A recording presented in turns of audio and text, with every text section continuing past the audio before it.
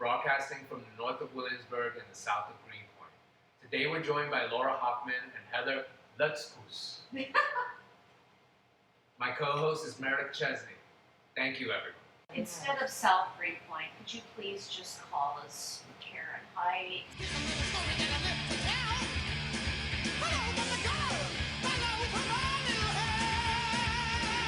The first time I clicked onto Heather's site, I saw these bright colored pictures of dog crap on Greenpoint streets.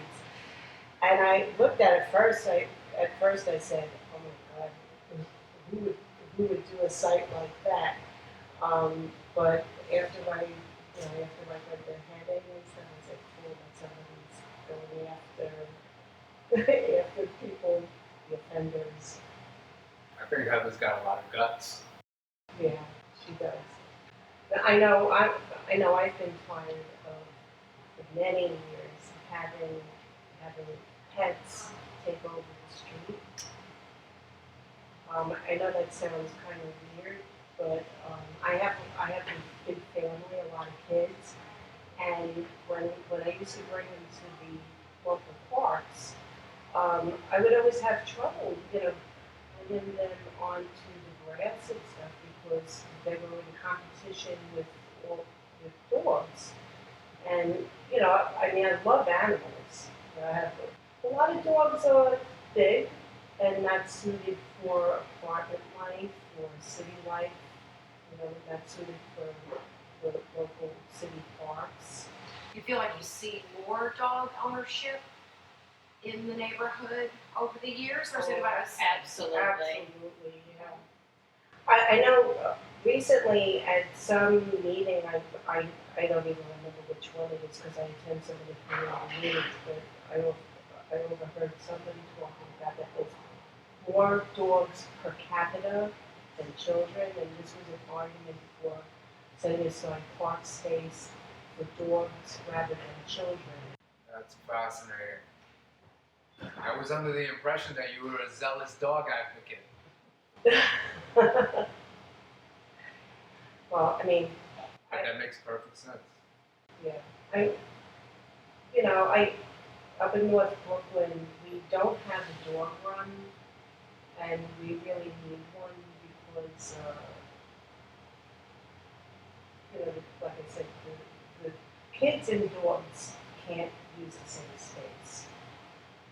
Can't have dog crap where the children are playing. So we really need that.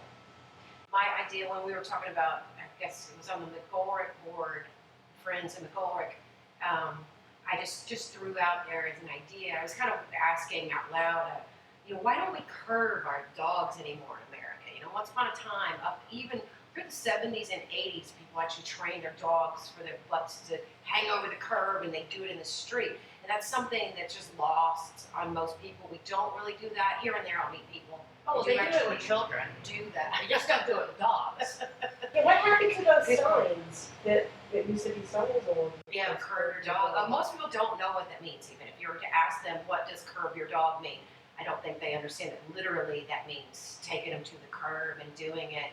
And I'd thrown out the suggestion of, I've been in parks in California where they buy the big plastic fire hydrants, and that's the area, and that's you take your dog to relieve itself in that particular area so that you can keep the rest of the grass and the rest of the park really nice. And I got shot down really fast with that idea that would never work, and I don't understand why that wouldn't work, but I know that we seriously have an entitlement problem because it's not as if all these new dog owners have some intellectual deficit that keeps them from being able to kind of do the right thing with their dog waste, in terms of picking it up and throwing it away. It's really weird. I see a lot of people, they'll bag up their dog poop and then they just throw the bag right on the sidewalks. It's what the hell's the point of bagging it if you're going to leave the little bag there? It is gross. It is where I wouldn't lay down on that grass. There was one of the women complaining about having to see all the girls in their raunchy swimsuits sunbathing and everything, and I don't really care about that. I was kind of laughing. This is the summer butt cheek, fashion-wise. everywhere. So it's not like the modesty or whatever thing, but for me, like, I wouldn't lay down on that grass unless I knew that it just rained for like 12 hours straight, and then the sun had dried it for a few hours. It's pretty nasty. I know at the Manhattan Avenue boat launch at Manhattan Avenue in Newtown Creek, that park is really suffering because of all the dogs there. There's, off the top of my head, I'd say about 4 or 5 trees that are totally gone.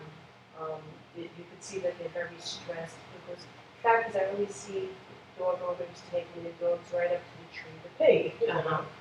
And the grass, forget about it, there's potholes all over the place from where these big pit bulls are digging and stuff.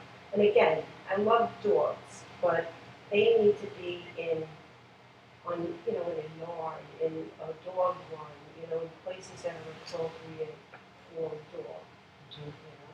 In other words, not WNYC Transmitter Park, at least to keep them on a leash. Mhm. And definitely not at the Newtown Creek Nature Walk, which has been pressed into service as a dog run. But we need the dogs there to fight the mockingbirds. They're attacking everybody. Are they still milking that story? No, the birds don't attack me, they just crap on me. He's borne witness to this, he's seen it. Heather, you're not a dog owner, obviously. How does this issue bother you? It bothers me because it was completely preventable and the signs were there.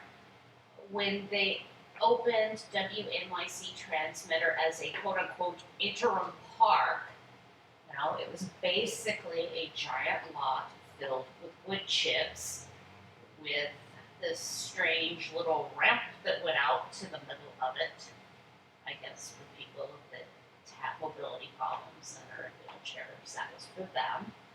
But I mean, it looked like a dog run. It was used like a dog run. And there were conflicts between, families, children, just individuals going to the park and dog owners. It was used as a dog run then because there's no dog run up there. It was pressed into service. They went ahead, they cleared it, they built out WNYC Transmitter Park to plan, and I mean, it's lovely. But is it really surprising that it got used as a dog run again? Are you implying that these problems were foreseeable? Yes, even by cat owners. Oh boy. Do you really, really believe Transmitter Park is a lovely park? Do you genuinely in your heart, when you walk into Transmitter Park and you look around with your own eyes, you genuinely believe it's a lovely park? And tell listeners where Transmitter Park is. I actually do think it's nice. Okay. I mean, my personal favorites in terms of parks, I have to say, are Grand Ferry. I think that's my favorite of all time. And there's aspects of Gantry that I really like. Yes, it's nice. What's your favorite park? My favorite In North one? Brooklyn. In North Brooklyn. I actually don't have a favorite park in North Brooklyn because I think North Brooklyn parks need a whole lot of help to get to my top 10. The Nature Walk has a certain je ne sais quoi. Oh yeah, Oh, yeah. absolutely. But that's actually not a New York City park I know, it's yet. DEP. So I don't count that as park. But that would be my favorite open space. I know Transmitter Park, I was happy to see a lot of the things happen there that did happen because during the zoning, when I was chairing the Parks and Open. Laura, where is Transmitter Park? Yes. Oh, I'm sorry, at Greenpoint Avenue and East River. So when we were working with DCP to do the Greenpoint Williamsburg What's zoning DCP? plan, Department of City Planning, we had all of these tours and talks with Amanda Burden and she's the commissioner of DCP. Some things, didn't get implemented that we wanted, but some things did. And some of those things did happen at Transmitter Park, even though strangely that wasn't part of the zoning, the park itself. That was in the works for decades, wasn't it? Well, even though they always, even though the city always planned to have, develop it into a park, it didn't really happen without the rezoning and all of the redevelopment behind it. So But it was during the in limbo. rezoning, they kind of used some of the tools of the rezoning to help the park along. So at one point, I know they were considering just filling in where the ferry slip is, and the committee that I was working with said, no, we want the wetlands, we want all of that. We want bird gardens and butterfly gardens, and that's why you have those different features at the park. We had some really great people working on that committee, community people like Joe Vance, Emily DeGennaro, Noah Bornstein, my husband, myself, that all had an input into it. Didn't you have to chain yourself to a tree so that Stephanie Thayer wouldn't cut it down? Did that happen? I've heard that this has happened. Is it true? No. No. Oh, shit. Sorry, Stephanie. There was a tree. There was some tree that people had to really fight for to keep. That I don't know. Osa wanted it gone, and the community wanted it there. And there's a big battle over this one goddamn tree, and it's there somehow. Oh, yeah, I know which one you're talking about, the willow tree. If anybody was going to chain themselves to that tree, that would be Barbara Patel. Okay. She really loved that tree, and she's really a whopper of a community activist, great person. It was worth it. So I can imagine her actually taking herself to the tree. I think it's a beautiful park as well too. I like how it's laid out and landscaped, and kind of curious is like what's happening though with the concession up there. Like, wasn't there supposed to be a restaurant or some kind of concession thing? Like, we still have nothing for McCarran concession-wise in the pool. There's nothing at Transmitter. That was supposed to have gone down last year. Does it even need it? I mean, you've got restaurants literally right outside the gate. And it's so small. In terms of green space, we're always lamenting how little we have. But it just doesn't jive with the schizophrenic sort of approach that NYC Parks has taken with privatization. You have some parks where you see they're totally overprogrammed and there's tons of stuff going on surrounding food and drink and antiques and crap, and then there's other parks that have almost nothing, where it kind of seems like, well, maybe a little something up there would be smart. What would be wrong about having a little, dirty water dog kind of stand up there? It's so hot and cold that I'm really surprised that they haven't monetized that, because it seems like parks are all about, monetizing whatever they can these days. I don't know how true it is, but I heard rumors that there's some type of contamination under the Transmitter Park building. Again, I don't know how true that is, but it's very possible, because basically all of Greenpoint is a brownfield. And who would engage themselves in making that a problem to do a food service thing there? Is that a health department issue, or is that a DEP issue? Like, I imagine that it would be a DEC issue. We got to start naming these acronyms. okay. Tell them about, because people who are listening are not going to, this is going to be like Kabbalah to them. Department of Environmental Control? No. No. New York State Department of Environmental Conservation. Conservation, okay. And DEP is the Department of Environmental Protection. okay. New York City I see. Environmental Protection. I'll not understand the difference between those two unless you explain them. What's their involvement?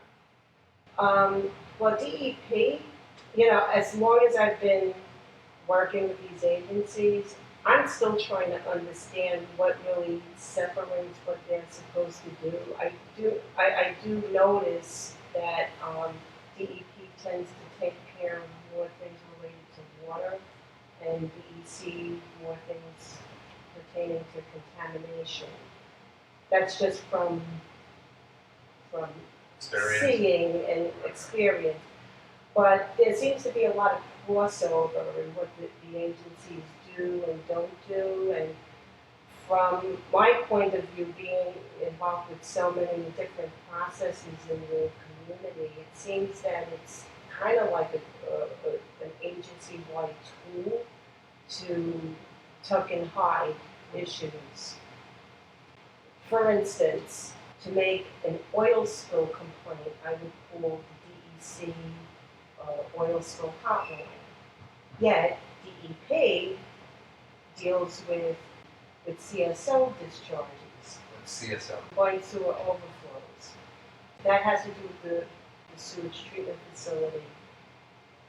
Like somebody, that's not working with these agencies, when they get on the phone and say try to make a complaint, it's very confusing, Baffling. right? To start off and get on the phone with 311 and make a complaint and try to discern if they're being funneled to the right place or not. In my view, it's kind of a tool to, like you said, baffle community members and have the complaint lost in phone or cyberspace, wherever the complaint's being. There's likely a high rate of discouragement. People just give up. Oh, forget this. People don't realize how much involvement it actually takes, and the involvement is arbitrary because there are all these multiple agencies you have to navigate around, and their jurisdictions are arbitrary and they're indiscreet. You don't know what's going on and who to talk to, and then you have to jot down names, and it's all like very confusing. For me, I think political activism in this neighborhood suffers from this kind of lack of clarity. Even, I've gone to meetings and been like, wow, what is happening? I have no idea what's going on. People are talking, I don't understand the language. It's all like technical and difficult in the moment during the process. People just can't simply like stop and teach and clarify, but it really would help if they could. Because I can also see the same kind of baffled look, especially with young kids coming into meetings, having this kind of expectation of clarity and transparency just by being at the meeting. But the thing that baffles them more than the thing that the meeting is about is the very meeting. They're just like, wow, I don't even know what's happening. I have no idea. I have to go to like maybe 100 more meetings. Yeah, actually, before you go to a meeting in Greenpoint, you need training to go manual. It's actually not a bad idea. Maybe I'll put together an acronym dictionary or something so people know what they're talking about. Just even when we're talking in parks groups about different complaints about stuff and calling in those complaints or filing them online with 311, it's amazing, how difficult it can be just to find out which entity that you need to contact about a specific thing. And I think they add that layer of bureaucracy in the system to make it more difficult. So we will just sort of be. But to give people jobs, can you imagine if you eliminate that bureaucracy, how many unemployed people there would be? There'd be people who have nothing to do. Yo, what were you doing? Well, I was working for DEC. Oh, I was working for DMC, DPC. It's like, really? I mean, I wonder sometimes if it's to keep people off the streets. I wouldn't be surprised. I mean, I made a complaint, I remember, to the EPA many years ago before I knew my way around complaining, because these days I'm like a trained complainer. I call myself a PIA. You're in good company. That's PIA? Pain in the ass. Okay. So that complaint to the EPA was when the Greenpoint incinerator was still going, and I remember going up on my roof and taking photographs of the ash on my roof, putting a newspaper down to document, what day it was. This is before I knew really how to lodge a complaint. I'm still waiting for an answer from that complaint. However, complaints that I've made to the EPA since I've got a little bit more savvy in making complaints, those I send an email, I get an email back from EPA, maybe a day or two later, maybe not a full answer, but at least an acknowledgement of the complaint. But then, my mind goes back to that day when I made the complaint to EPA about the ash, which is back when my family probably was becoming ill. How many people are making complaints now don't know how to navigate the system, don't know who they're really supposed to be lodging a complaint with. That complaint is being lost. So let's talk about that, about your family. I know that probably one of the biggest things that motivates your activism for environmental justice is the illnesses that has taken some of your family members, correct? Yeah. Can you tell us a little bit about that? Yeah, absolutely. Yeah, that's really behind a lot of things that I do. My family, well, actually, before my family started being affected, my husband and I started noticing in the community people were dying from strange illnesses, brain cancers, brain tumors. People had leukemias and stuff. Every aunt and uncle that lived of mine that lived on either side of the creek, either on the Queen side or the Brooklyn side, died of some sort of cancer. And not common cancers where you could say, oh, well, that cancer runs in the family. This was a variety. This was stomach cancer, lung cancer, colon cancer, chronic leukemia, acute leukemia, you name it. Then my husband and I at the time were running a softball tournament, and we learned that one of the coach's wives, a young woman, had died from primary brain cancer, the CNS lymphoma. That's the same brain cancer that my mother died from, and also a good friend of mine is dying from it now. Either I'm very extremely popular, or I know too many people that have had CNS lymphoma and passed away from it in my lifetime. But it doesn't end there. There's a little girl that used to be in my daughter's class. She was 10 years old. She died from glioblastoma, another rare brain cancer. But these are things that preceded even when my family got affected. And we were worried about that. We were worried about how it was going to affect my family. So the end result was that me, my daughter, my oldest son, all of us have some form of autoimmune disease. These days, they used to define my condition as lupus. Now, it's kind of been downgraded, thank God, to UCTD. That's undifferentiated connective tissue disorder. And my brother also has that. My sister and brother both have a genetic congenital spherocytosis, which means that it's supposed to run in the family. However, no one before them ever had it. My father, mother, and their daughter all died from separate rare brain diseases. My father from progressive supranuclear palsy, my mother from CNS lymphoma, like I had said, and their dog from encephalopathy. And more recently, and I hope, this is on the spur of the moment, I hope my son doesn't mind me bringing it up, but we lost my grandbaby from a birth defect. So it was a pretty severe one, and her twin is still in the hospital because he was born prematurely. So this is really, slammed out family, to know, and that's really, what's going to be a fight like hell.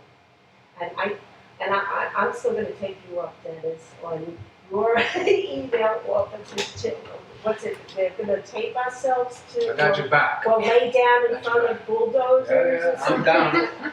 I'm down. Okay, all right. It's a like- date. It might be happening sooner than we think, because this is all happening so fast. There's no sign of abatement. I'm very sorry to hear all that. Really. Thank you very much.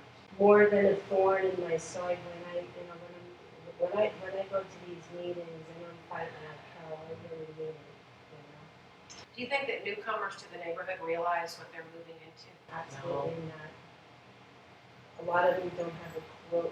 I mean, there's these brand new spanking condos on the Village Boulevard, no more than a block and a half away from the sewage treatment facility. So, I mean, I can't believe that somebody in their right mind would, pay that kind of money, that distance from a sewage treatment facility of Familia. Well, I don't think we should ever underestimate the stupidity of people. I mean, especially in the past 10 years. I think it's denial. I think stupidity is a little harsh a word. I think we want to believe what we want to believe. And people can trick themselves into believing that, well, if I'm 15 stories off the ground, these things aren't going to get to me. And they're wrong. I mean, I'm not saying that, you know, I think people should avoid being in Greenpoint or anything like that. You know, because in a lot of ways it's a great neighborhood. Otherwise, I wouldn't be here. You know, there's a lot of cool things. One of the things I mentioned, the sewage treatment facility, because, I mean, I know Heather, but she blogs it as the shit tits. It's a very cool name, by the way. And we need to make it a bra this year, I think, that actually looks like the shit tits. I've made that already. For yourself, though. Yes. Oh, you have? Oh, I'd love to see this. That one has gone to pasture. I'll have to make a new one. But when I marched in the Bark Halloween parade, I believe it was in 2007, I wore a pair of shit tits with tassels hanging off of them. I wore a gas mask and a Marie Antoinette wig. I mean, this is all online. It's rather impressive, and I handed out Tootsie Rolls to little children. Tootsie Terrified. symbolizing what? Children. Parents are probably like, no.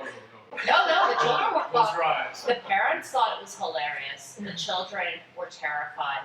But you try marching with a honest to God gas mask on your face. Heavy, aren't they?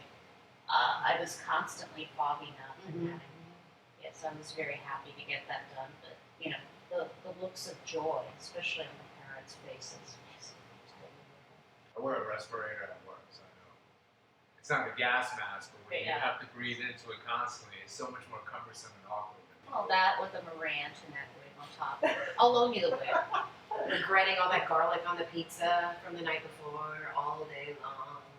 Not me, of course. Oh, You. of course. Just you. Right. Well, it has to be me, because if no one else is doing it, I've got to do it. I jest. Surely I jest. Heather, I was wondering, it's funny calling you a blogger. You do New York City. In a sense, you're a part of this kind of media machine that we're often suspicious about, especially when it comes to issues like what Laura is describing, this plague upon the neighborhood, because it sounds like a plague. And then the kind of happy-joy-lucky advertising and general media, mass media about North Brooklyn. What do you think? Okay, I'm trying to understand the question. No, there's no question. I'm just trying to deposit in your mind. There's this dichotomy and this conflict that's going on with the presentation of Williamsburg in party media. You don't But at the think- same time, there's what Laura is undergoing and what many people who are from the neighborhood are undergoing and what people who are coming into the neighborhood are going to undergo. It's sickening. There's money to be made. That's why you have this dissonance. Is it just money though, Heather? Is it not just like the realization of a secret desire, a desire that many people have? Because I wonder sometimes about the money issue. Steve Hindy is making all this cash and he's still trying to look for a place. He's got to get out of here soon. Even he. I In wonder though. 2025? He's worried about 2025 now. Like, that's what a big fucking business we are around here now. That we're sweating leases that aren't up for another 15 fucking years. You know, like, that's how hardcore it is. Because people know that the bar is so freaking high right now with rents for big business. Like, he's smart to be sweating. You know, what's going to happen in 12 or 15 years? Because Well, I mean, this says it all. I know that I brought this ad to your attention. It was for a deli at the corner of McGinnis and Nassau. And they were asking $7,000 a month. This was being listed by Warren Lewis Sotheby's. And I loved their ad copy. They were like, 3 blocks from the G train. I'm like, yes, on McGinnis Boulevard. You live close to McGinnis. Yes. I had a serious relationship with a woman who lived right by McGinnis, and every time I would go to see her, I was always like, why are you living here? Like, I just don't understand. maybe it'll be like fucking Champs-Élysées, though, one day. Like, Actually, that's Le what I call it. Boulevard. You call it Champs? Well, when automobiles become obsolete, wide spaces like that are going to be the most homes. It will be It's great pretty then, about. but your plan, dude, is like, that's kind of far down the line. Meantime, we're we'll ways just from almost drive decommissioning into the condominium BQA. buildings, take out lamp posts. Unfortunately, pedestrians, bicyclists, I mean, that thoroughfare has been left to be a problem for decades. It is really troublesome to me that not only has it been upzoned, so you're gonna have more high density housing, it's like we really need to get this whole enforcement and traffic situation under control because we're getting ready to dump a whole bunch more people there. You know, common sense. What's the word? Planning. There's all this planning. I just wonder if there's any consideration. Any density housing in that area, given what Laura has just told us, that if anyone would be cognizant of all those variables and facts, it's criminal, really, to build housing, high density housing, 2-3 blocks away from Newtown Creek and the sewage treatment plant. It's irresponsible, at best. I mean, over the years, don't get me wrong, things are a whole lot better than they were. There was a day in, say, the 1970s where you couldn't cross the Greenpoint Avenue Bridge without you would sick to your stomach. The smell is so putrid that I remember days when I would be asleep as a kid in the back seat of my father's car and wake up when we crossed the Greenpoint Avenue Bridge just from the stench alone. Creek. So we've come a long way, but the fact is that there's still a lot of environmental degradation. It's just prettied up. It's kind of hidden. And there's also the fact that people fetishize it too. I mean, there's ruined pornography. There are people who have this idea that like an acidic creek is something to be valued in nostalgia. Like, oh, you remember how it used to be? It used to be so awesome. Yeah, the creek would glow at night. Oh, thank you. Remember when it caught on fire? God damn, that was cool. I'm involved with a lot of Newtown Creek organizations. If I didn't think the creek was worth it, I wouldn't be involved. So I do think that that work is valuable work. But yeah, you're right. There's a lot of that sensationalism about the creek, which that sometimes I will kind of try to snap somebody out of bed. It's not like the East River. If I come across it, yeah, absolutely. Right, it's not like the East River. The East River has a tremendous amount of water flow. Even though there has been some environmental degradation there, it's not the same as the creek. And it's the a creek, tidal strait. Right. It's going to be entirely different movement in the tidal strait. Because I lived on that waterfront. I've slept there. There were times when I didn't have a place to go. What can you do? But it's interesting that I found that place safe enough that I say to myself, hey, I've got nowhere else to go. Might as well go sleep by the river. Contrary to the characterization of that area for the past 30 years, I guess. Everyone talks about that area like, yo, watch out. Make sure you have a gun. Or at least a knife. Don't be stupid. I'm not going to say that I think it's the safest place to be at night, but I'm not afraid to go there at night. If anything, I would be afraid of the guy. What's going to happen to the guy who runs into me? I like the way you think. I know the creek. I'm a board member of the Newtown Creek Alliance, so we've been running a lot of things on the creek, boat tours and things. We support all the work that the Brooklyn Boat Club is doing. In fact, recently I went out on the creek in canoe. I loved it. Was it 100% safe? No. I was trying. I'm not nervous to fall into the creek. I'm a good swimmer. I did have my grandson with me. He's 11 years old. So we were concerned when he was kind of rocking the boat because we don't want him to be glowing at night, because like I said, we're not there yet in terms of cleaning up the creek. There's a lot of things to happen, but it's really important that people are using the creek, and I don't think a lot of the community understands how important that is, because these agencies that are involved, when when you don't use the body of water, there is no standard and no push to raise the bar on what the water quality is going to be. So, for instance, we're working with DEC and different overseeing agencies right now. So, since nobody is, say, swimming in the creek, there's no need to clean that to the standard of being swimmable. So, if had kayakers not put their kayaks in the creek, there would be no need to bring that up, the water to that standard. So we see the kayakers and the fishermen and the crabbers as actual activists. They're, to us, they're like the pioneers of Newtown Creek.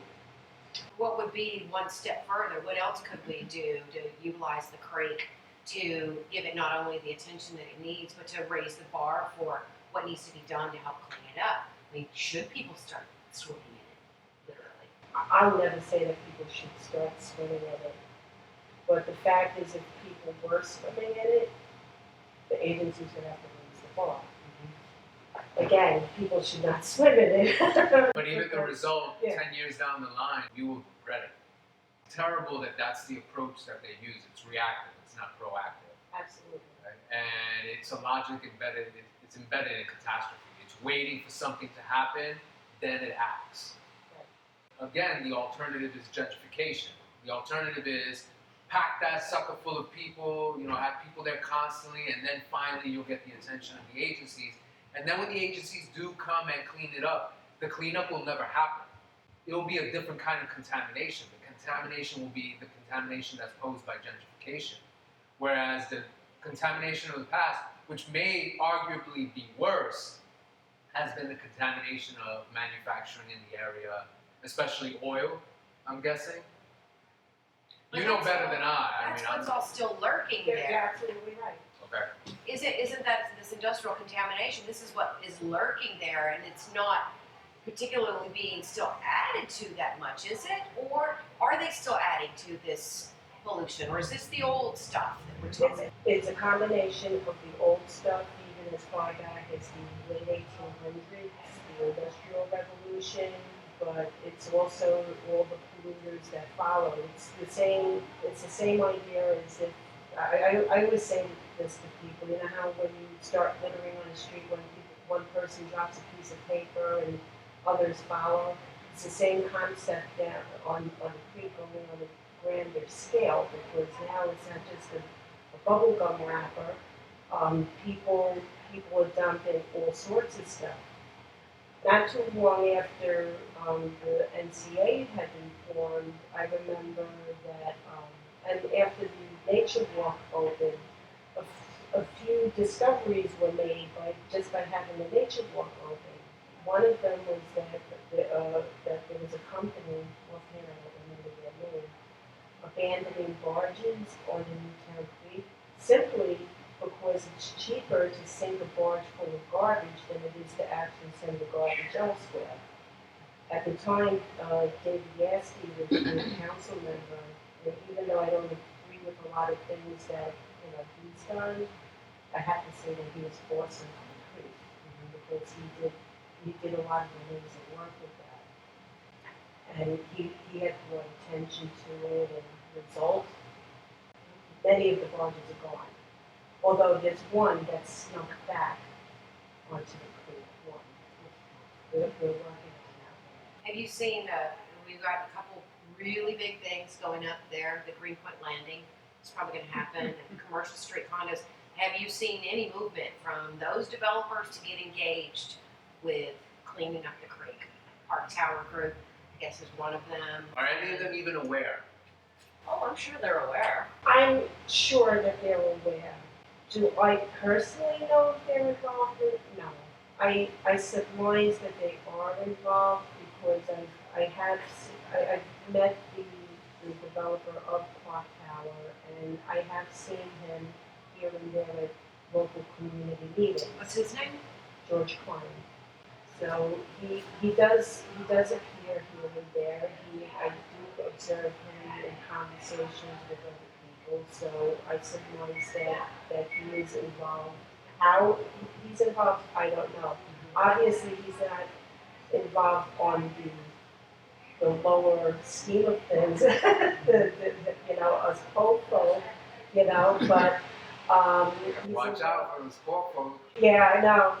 What we need right now is somebody on the bigger scheme of things. That's, I guess, the good and the bad that comes with big development is when you've got like big ass money, like Park Tower Group, and I think UBS is probably part of that development and the financing of it. That's some big multinational company shit going down there. And I really hope that they see the importance of restoring. How do we get our hands on the rogue then? How do we get our hands on the rogue agent that's the millionaire? That'll help us inside there, because if it's just poor folk, it's gonna be kind of tough. I remember when I went to go see Jed Walentis make his presentation at that place, the Woods in the South Side, for the Two Trees proposal. Everyone seemed to be bothered by the fact that he's a hipster. Bothered by it? Yeah, people were really bothered. You could see like it was something people Who were was bringing up. bothered? Everyone in the crowd was mentioning either good or bad, whether in admiration or in repulsion, that he was a hipster. Right. This is a multi-millionaire who's doing this incredible project that's going to have a historic significance we can't even begin to calculate. What if we can get him to go rogue? He clearly can be appealed to. He's not as ghoulish as CPCR, CPC, Community Preservation Corporation. He wants to have a return, but he also wants to have something of lasting significance. I just wonder sometimes if the people who are around him right now are not just, with all due respect, I wonder if they're doing a good enough job of compelling him that he has the power that he has. And saying, what you put there is going to last for centuries, remember that. I think the people around him, I'm sure he's got a coterie of people around him that are keeping all that away. If you start looking at what the development of Domino is going to do, environmentally, socially, economically, to the neighborhood, you'd wake up and go, oh God, I can't fucking do this to this community. So, it would not be in his best interest to have people that are interested in taking care of the health of the neighborhood around him. You would never get anything done. He's in the business of making money. He's not in the business of saving a neighborhood. I don't know. Maybe he is in the business of saving a neighborhood. Isn't that what we're doing? We could all be making money somehow instead, but here we are talking about something that is contrary to what money stands for. He's a human being, isn't he? Just like the people at CPC. They're human beings too. I just wondered if it was all so fractured by that kind of institutional experience. But it'd all be different if they lived on the block. That's one of those basic laws of the land. You don't shit where you eat. But they don't live right here. So they don't care where they shit, because they don't have to eat here. Where does he live? Park Slope, or Dumbo. He lives probably in one of Daddy's mega freaking condos in Dumbo. Oh, come on, let's tell the truth though. They paint this picture like, oh yeah, well Lindsay's, yeah, he really made Dumbo what it is. Well, ask anybody that lived there before, who, if they're lucky to still be there, what the hell that stuff did. And yeah, his mommy can buy a nice carousel and put it on the park and make it all in a cute glass and box. lovely, and a jewelry box. And it's pretty and it's sweet, but it doesn't think about the community that was there before. It was another disposable community of people that were priced out. And now, as I paint with my broad stroke of who's there, well, look at who's there. And that's what we're headed for ourselves. I posted the thing on 101 Bedford, because the girl that lives in my building, she came home with the lap flaps for 101 Bedford, which is what was the toxic lead and chromium site from the paint factory there at North 12th Street. And this behemoth that almost takes up the whole block. And there's tiny studios that rent for $3,600 a month, and you can pay extra $600 to be a part of the lifestyle club, which entitles you to use the golf simulator. Built Let's this not year. plug. That brings key party to me. This is my dirty mind at work. For me, it sounds more like a pre-retirement community, actually. I'm liking that. It's pretty good. Nobody went with it. You know, I said that tip to Gothamus. They didn't use retirement community. But what the fuck? But the crazy thing is all the commenters reading this piece about 101 Bedford, 8 of them say, it's fake. This is fake. This can't be real. It's like, no, it's real, dude. Like, you know, wake up. You know, it really kind of bothers me that, like, I've gotten a little bit of heat for 1 or 2 of the episodes because, I got a big mouth and I can make some pretty big generalizations about what is happening. And I caught some heat for saying, you know, thumping my chest and crying and doing the whole, like, we were here first. And what I mean by the we were here first, I mean working class, blue collar Brooklyn people were here first. There were no white collar people outside of a small handful of people with city jobs and whatnot. And so if I paint with a broad stroke that a bunch of yuppies are ruining the neighborhood, well, so be it. This yuppie sensibility is gonna bring us down and it's gonna send us fleeing from here. There will be no more room for us. When people tell me something about acting like I own the neighborhood, what I usually tell them is I do own the neighborhood. Me and all my neighbors own this neighborhood. We've been here, we've rocked this neighborhood the whole while when you guys weren't here. And the whole community owns. You don't own a community because you own property. Mm-hmm. Community is where the ownership is. And if people thought of their community like that, like they owned it, like, you know, that Brooklyn turf kind of ownership, right, we wouldn't be where we are now. But don't you see, on the other side of that, is that people that come in and if they can buy for $1 million or $2 million, I think they feel that they own it, literally, because they have bought that property and that this is theirs and they are entitled to have what they want, you know, when they want it. You know, I was really annoyed, and I hate bringing this up, and I'll get a little misty just bringing it up because it's been a really fucked up week, the past couple weeks in this neighborhood, in terms of losing people. First, we lost Harry Essex, who was a fixture of Bedford Avenue for years and years. He grew up in this neighborhood, and he lived with his mother until she passed away. And Harry had some issues, and it probably would be considered a dual diagnosis, and had some substance abuse issues. And during the heat wave a couple weeks ago, he passed away. And then right behind that, Colin Devlin from Dumont Burger and Dressler passed away.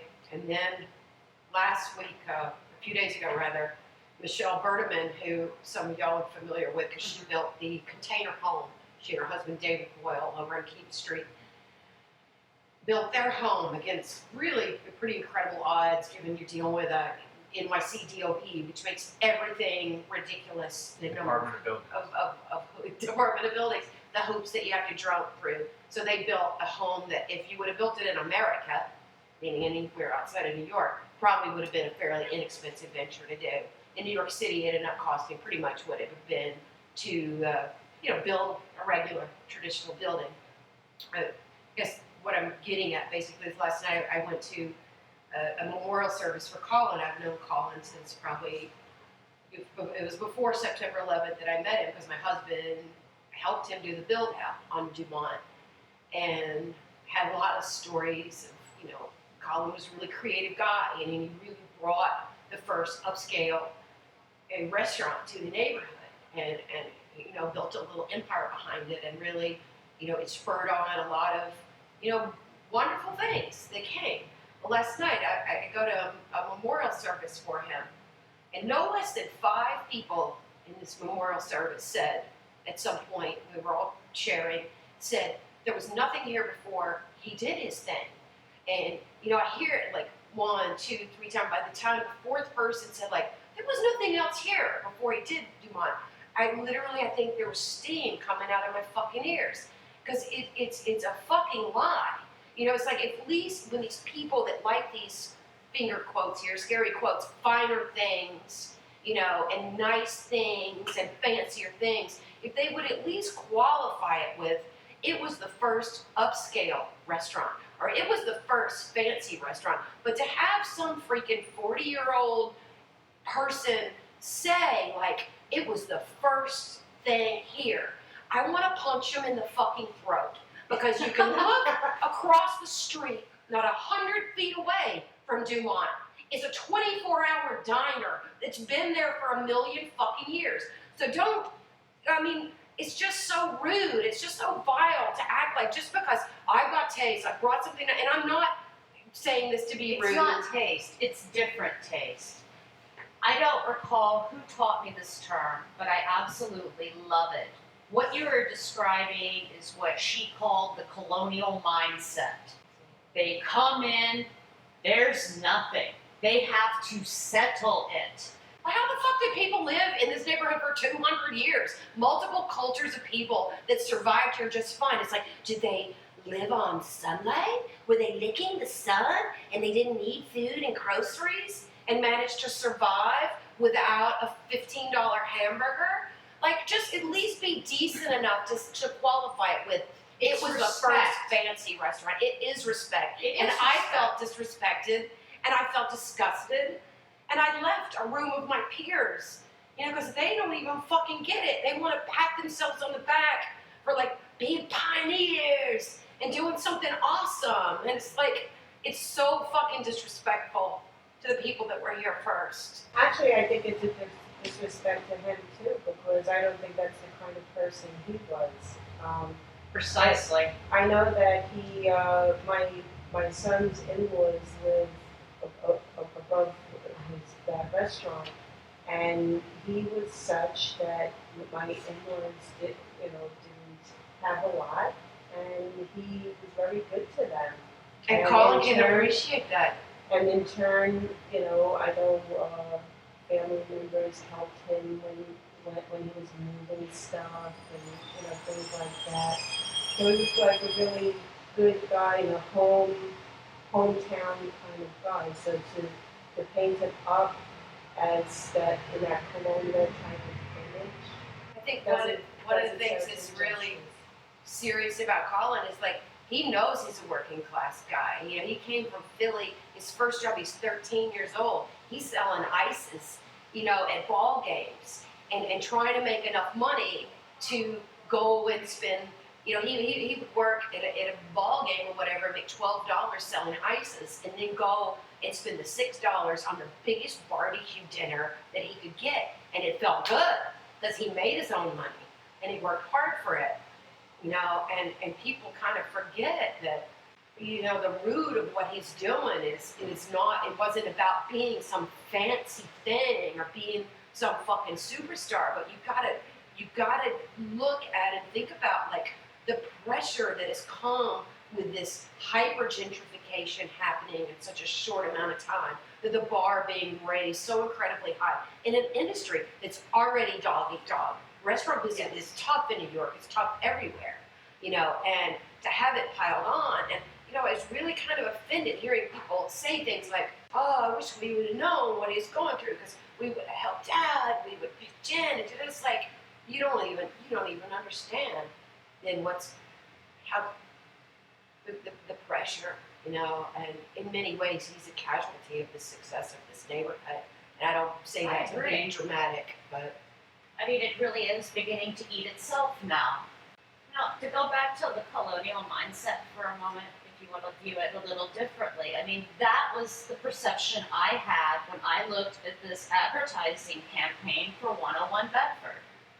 I'm like, okay, we have a fortification here. We don't have to interact with our neighbors because we have all of these amenities, you know? I never have to leave the compound again. Which, I mean, to me, I can't imagine wanting to live that way. I mean, perhaps I'm the exception now in our corner of the neighborhood, but I really don't think I am. And didn't Greenpoint Landing get a lot of shit early on when they introduced their thing at one of the meetings? Well, yeah, they said they were basically going to build a community. Exactly. There'll be them, and then there'll be us. Oh, I have to say this on a humorous note because it was one of the most wonderful observations about the 101 Bedford ad in a snarky kind of way. But a friend of mine, a fellow PC user, did note that the ad was flawed because the group of people around the computer monitor that was a PC monitor and not an Apple. Oh my god, that's so tacky. So whoever did that needs to be flogged.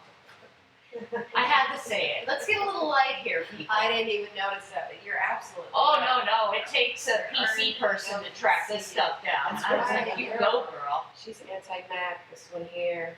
It's good to have a little light on this issue because for me, this is one that starts to me personally. The idea of nothing before and Williamsburg before has been what I've been writing for the past 20 years. And I can't even begin to tell you how often I've been insulted and offended being in a room full of people, knowing that I am from the neighborhood and hearing them say there was nothing in this neighborhood before us. It's not just a political, abstract, ideological issue for me, it's deeply personal. I've never met an agent of gentrification who's ever been able to humble me, even though many have tried. Never had the feeling that I've been in the presence of anything superior. Never. And I think I'm an honest person, even with all my supposed player hating or the confusion that people have that supposedly someone like me is player hating when we talk about gentrification. That's just more nonsense, that's just more cloud. The most fascinating aspect of what Heather and Meredith are describing is that the people who are most prone to this behavior are the people who should know best. They're typically college educated. They're middle to upper middle class and occasionally and more frequently wealthy.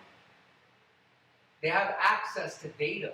They are exposed to more of the world. They're supposedly more sophisticated, and yet they have these tremendous gaps in memory. And why? And why? And I'm glad that you do what you do, which is correct people when they do talk about the nothing neighborhoods. Because I think what happens is communities, they kind of ride waves. Sometimes things go well, sometimes not so well. In Greenpoint, Manhattan Avenue used to, when I was younger, it was booming with stores. You could go on the avenue and All the way to the end. yeah, you could Right, all buy the way to the anything on the avenue. You could go on the avenue for suits and underwear, shoes. I have to go online now. Because if I want sushi, which I don't eat, or if I want to go to a cafe or bar, I'm in luck. But God forbid I want to go out and say buy a brassiere or I am SOL. Yes, I know You exactly and what me you're going through. both. And even in the course of the time that I've lived there, which has been 13 years, I mean, now we have a bunch of shuttered storefronts. And it's not for lack of demand, it's greed. Absolutely. If they hold out long enough, they'll get what they want. No, they can't. Better that we lay in front of machinery, right? Absolutely. If I could throw something out at Dennis, I'm just curious. This is me positing something to you. I mean, I would say that somebody saying, there was nothing here would be actually worse than if they even acknowledged the other people and were just outrightly hostile. I mean, you do not exist. Or you have been filtered. I mean, am I correct? It's the statistical equivalent of a murder. It's an absence of place.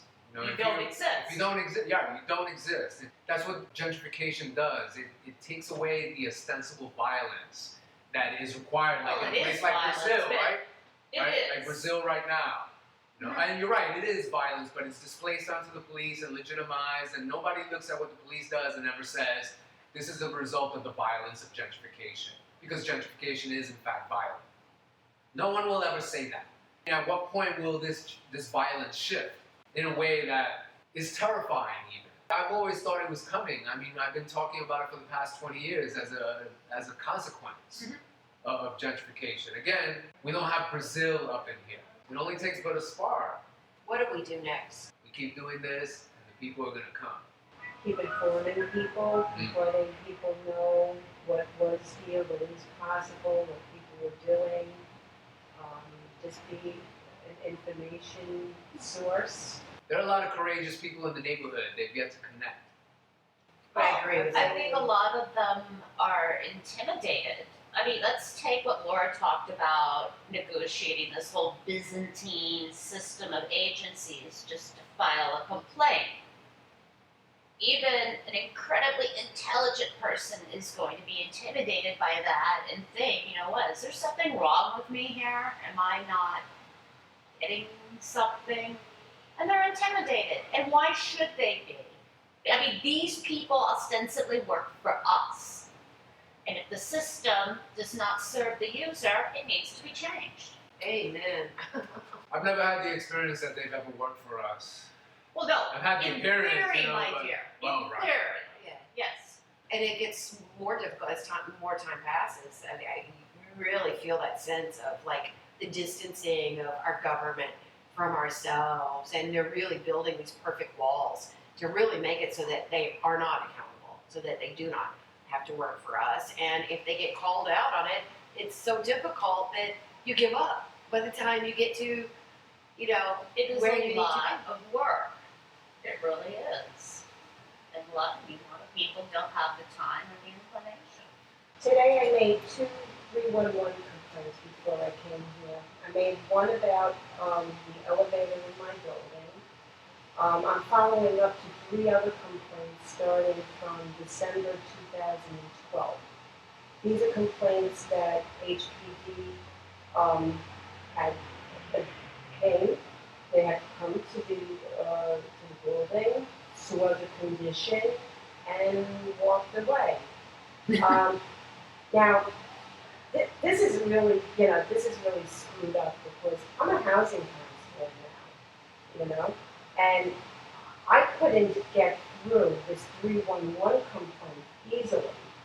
That the people were so difficult to deal with. Yes. And I got cut off once.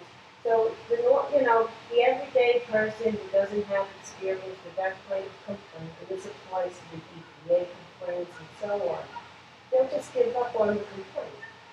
Now, the second complaint I made was about HPD not addressing the problem to begin with. So that had to go through the mayor's office. That one was a trip. I stayed on the phone for 45 minutes today just to make that complaint. Where when you have that kind of system in place that expects people to be on the phone for 45 minutes, that system is designed to deter the complainant. And I would say it's designed to deter a certain class of complainer. Perhaps. Let's face facts. I mean, I have a very enviable life. I mean, I don't really have to work a quote-unquote job because my husband's able to support me. I can spend 45 minutes on the phone. I could spend 8 whole hours on the phone. I'm not working class. That's who you're punishing. They're punishing you. HPD being Housing Preservation Department, or Housing Preservation and Development. Yes, sir. That's right. They administer not just Section 8, but also rent-stabilized buildings. And I by dealt the with way, them they're- years ago. They're easier to complain to than the environmental complaints, by the way. The environmental complaints are very confusing.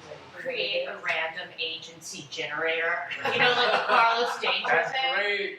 I love that. Random agency generator. You just solved the unemployment issue. No, that'd be great. You know, you just key in your problem and it just creates some Kafka-esque type agency. What's the distance between Greenpoint Landing and Transmitter Park? About 8 blocks, roughly. Is there any expected use? Obviously, right? Yeah. Because anyone who, if they're Greenpoint Landing, they're going to probably be using parks all over North Brooklyn. But Oh. When they did this rezoning, at the time that agencies and the city council, came to an agreement, this present plan that they have for the waterfront is like really, really low in open space, really low. The communities plan, which you can find on the WAP website, that's Greenpoint Waterfront Association for Parks and Plan. That original plan even was short on open space. But this one, we're not even getting a quarter of what we really needed according to the city's own documents, their own standards, the SECRO. That's the State Environmental Quality Review Act. I believe I could be wrong in the last word. I'm gonna look it up, and if you're wrong, you're in trouble. Yeah, well, you could flog me. I trust you. But we are really, really low on open space. So when you say, who's it going to serve? It's not going to serve everybody. But we absolutely are not going to have even a fraction of what we need to address this population. And then when you add in things like the new development on Commercial Street and Domino and all these other things going on, where the hell is everybody going to go? What park are they going to use? This on full build out, just the Greenpoint portion of the Greenpoint Williamsburg portion of the waterfront plan, they expected 10,000 units on full build out. 10,000. Well, yes, if we have conflicts between dog owners and park patrons now at Transmitter, without those extra 10,000 people, and you know some of them are going to have dogs. Not only the parks, how about the garbage? How about sewage? How about Electricity, rolling brownouts next summer, you know? Transportation is the big one that worries me. Water Traffic. management. Yes, garbage. I think about alienation. I think about the fact that the neighborhood is growing more and more crowded, and yet people are individually grow more distant. Their only way to connect is through the tavern economy. The only way people here are finding that they can have any kind of relationship with their neighbors is if they go down to the local bar and get drunk. And then they're too drunk to talk to each other. And that's the one, you know, Sometimes what that's Dennis not a said- bad thing. What Dennis is talking about is what the people don't want to talk about. We all want to, like, we'll jump right to the infrastructure demands and stuff like that. But really the reality is sociologically what it does to the neighborhood. And that's some heavy shit there. You know? Right, there's no cultural institution that can rise to the challenge, really. There's nothing in the neighborhood, as great as all the community organizations are, that can withstand the need for that. And yet, it's not being provided. There's no large-scale, durable cultural institution tying people together. What you've got is an entirely listless, purposeless population, again, that has nothing to do but to gravitate towards the weekend and towards the local bar, the local tavern. There's no real substantive existence. There's no existence. Your concierge can do everything, Dennis. Thanks. Your lifestyle manager, he'll be able to figure all that out. To for drive you to Manhattan. the newcomers. Drive you to Manhattan? How the Well, fuck you can gonna go drive down- to Manhattan? I downtown just figured Brooklyn. it out. I'm not a housewife. I'm a lifestyle manager. For your husband? Nice. And the cats. It's a much nicer way of saying that I pick up cat puke and shovel cat shit. As long as Or you as I like to cut call a it, check for turd that farms. every week. No, I'm a lifestyle manager. I manage their lifestyle. Heather, would you agree that the population of cats in the neighborhood has decreased since this In gentrification? federal versus indoor cats? It's actually pretty interesting that you mentioned that because I am very worried about what's going to happen to the colonies that are on Commercial and West, and there are Feral. several. Feral. Yes. And there's a lot of ignorance as to how TNR and feral cats work. And I mean, I heard this from somebody, I believe, it's going to be involved in the project on the north side of the India Street Pier, which I think that one's might roll out first. But you know, he's like, oh yeah, there's just a bunch of stray cats down there. Well, no, not exactly. I remember when there were a pack of stray dogs back in the day, and you had to really worry. Those Especially when dogs you were were cutting here glass. through the 90s and the aughts as well. The Right. whole the East River dogs. You turned the corner and it was like, Yeah. oh, I'm gonna have to go Yeah. somewhere else. Yeah. And I wonder if I still look for them, actually, sometimes. Maybe they're gone, but Oh, they're gone. They're gone. I go every Maybe I'm block just in this hoping. neighborhood. I don't find them. I think there's so much there's a thinking going on pack there. of dogs that's gonna rip down Bedford Avenue, ripping In people's the faces 80s, that out was one night. pretty common in Greenpoint, especially down toward the sewage treatment facility. That there were packs and packs of dogs. Yeah, I remember that. And then what happened was that these companies kind of caught on that there were stray dogs around. Then they started coming around picking up dogs for experiments. Yeah, you could make money. You could make $50 a dog Yeah. if you hand it over to just some random dog. I mean, I don't know if that's why. I mean, I hadn't even thought of that for years.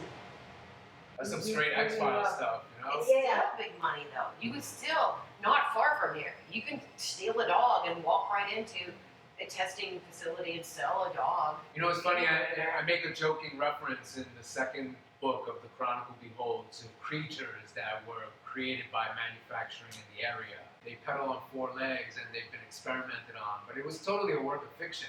You're the second person who's told me that experiments have been done on animals in the area.